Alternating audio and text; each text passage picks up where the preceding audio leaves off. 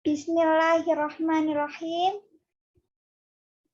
Terima kasih atas atensinya pada malam hari ini. Perkenalkan, nama saya Rizka Triwijaya dari Universitas Islam Majapahit. Dua partisipan lainnya boleh memperkenalkan diri terlebih dahulu. Silahkan. Iya, perkenalkan saya Syafila Islamia.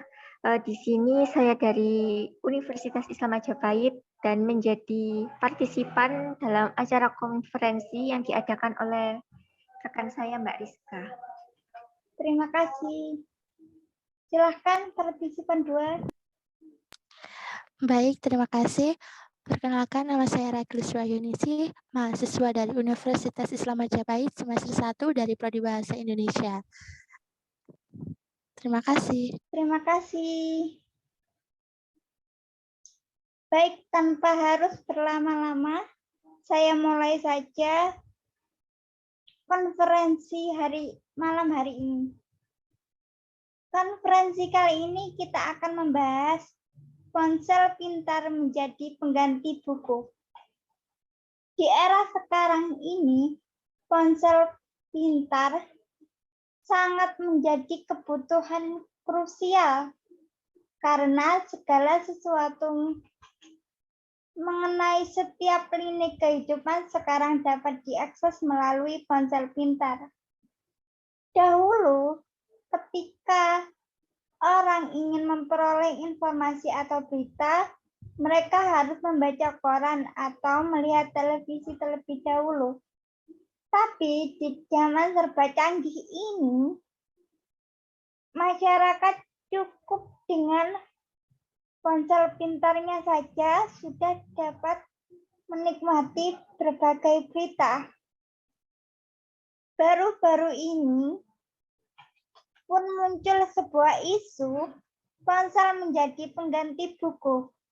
Hal ini dibuktikan dengan adanya fenomena literasi digital, di mana ketika seseorang ingin membaca, bukan buku lagi yang mereka cari, melainkan mereka hanya cukup melihat ponselnya saja. Di situ semua akan dipaparkan secara singkat tanpa harus membaca lebih lama lagi. Apalagi saat ini sedang mengalami kondisi di mana kita harus belajar di rumah. Tentunya ponsel menjadi kebutuhan yang sangat penting karena segala materi yang diberikan oleh guru mengenai pembelajaran pasti akan dibagikan melalui ponsel. Nah, dari apa yang saya paparkan, adakah pendapat dari saudari-saudari sekalian mengenai pro maupun kontra tentang hal ini? Silahkan terlebih dahulu Adik Ragil Sriwayuningsih. Baik, Mbak Rizka, terima kasih atas kesempatannya. Di sini saya lebih ingin bertanya. Baik, silahkan. Iya, terima kasih. Dari penjelasan Mbak Rizka tadi mengenai penggunaan ponsel pintar yang sekarang dapat menjadi pengganti sebuah buku ya. Nah, itu apakah ada dampak negatif dari penggunaan ponsel pintar tersebut? Jika ada, bagaimana solusi Mbak Rizka untuk meminimalisir dampak negatif tersebut? Terima kasih. Terima kasih atas pertanyaannya, Dek. Jadi, menurut Mbak sendiri, ini pasti ada. Karena dari fenomena ini, ditakutkan masyarakat itu melupakan fungsi utama dari buku, yaitu memperoleh informasi. Walaupun sekarang sudah ada ponsel pintar, pastilah segala yang ada di ponsel pintar itu tidak serinci apa yang ada di buku. Jadi harus tetap kita membaca buku meski kita juga harus dengan zaman sekarang ini harus mengikuti segala media yang ada.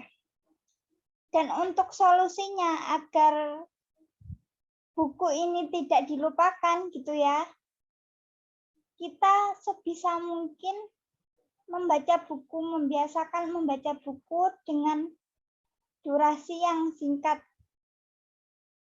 Durasi yang singkat namun rutin. Contohnya program membaca 5 menit. Nanti jika kita sudah terbiasa dengan membaca 5 menit ini, pasti kita akan merasa ketagihan. Kurang dan kurang lagi. Jadi secara tidak langsung akan terus bertambah waktu membaca kita. Diawali dengan program membaca 5 menit ini. Seperti itu, Dek. Oh iya, baik. Terima kasih banyak atas penjelasannya, Mbak Rizka. Sama-sama. Sekarang Mbak Rizka balik tanya ya. Kalau menurut adik sendiri, adik merasa kesulitan nggak sih dengan pembelajaran yang menggunakan ponsel pintar saat ini?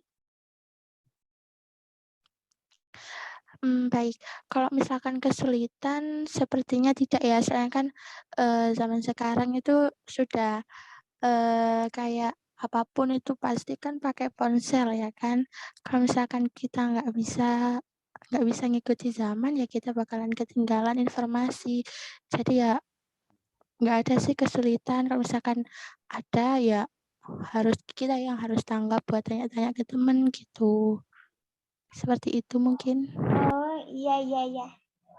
Jadi dengan fenomena yang Mbak Rizka bacakan tadi, adik setuju nggak kalau HP itu menjadi pengganti buku untuk saat ini?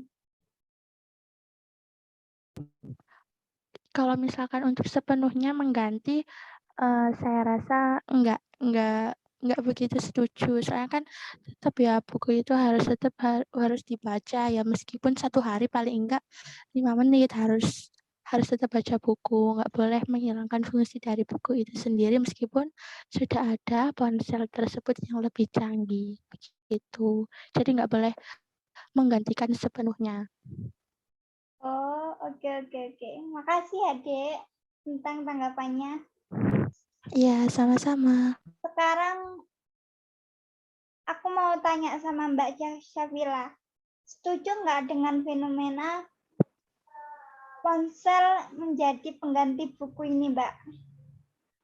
Kalau menurut pendapat saya, itu saya tidak setuju dengan adanya isu ponsel pintar sebagai pengganti buku. Alasannya karena pada dasarnya itu banyak siswa yang belajar menggunakan platform yang berbasis teknologi seperti handphone. Tetapi mereka itu lebih cenderung tidak fokus. Bahkan di tengah-tengah kegiatan belajar, mereka itu bisa saja mengakses media-media lain, seperti lebih memilih main game online, bahkan mungkin hanya sekedar membuka YouTube. Kalau peran buku digantikan oleh ponsel, saya juga kurang setuju. Seperti yang dikatakan oleh Mbak Rizka tadi, media literasi yang baik itu adalah sebuah buku. Walaupun di era sekarang ponsel sudah bisa menjadi media pengganti buku, tetap saja buku menjadi bahan literasi yang efektif hingga sekarang. Begitu Mbak Rizka. Oh, iya. Tapi kalau dari segi sudut pandang Mbak Syafila nih, Mbak Syafila lebih suka baca novel di buku secara langsung atau membaca novel lewat aplikasi seperti Wattpad? Kalau dari segi pandang itu lebih suka lewat Wattpad ya, soalnya lebih menarik. Tapi lebih bagus lagi kalau membacanya itu lewat buku gitu. Oke. Terima kasih. Jadi intinya pada konferensi kali ini, meskipun sudah ada media ponsel yang cukup canggih, tetap saja kita tidak boleh menggantikan fungsi utama buku sebagai media informasi di zaman sekarang ini. Cukup sekian konferensi mengenai ponsel menjadi pengganti buku kali ini. Kurang lebihnya mohon maaf. Wassalamualaikum warahmatullahi wabarakatuh. Waalaikumsalam warahmatullahi wabarakatuh.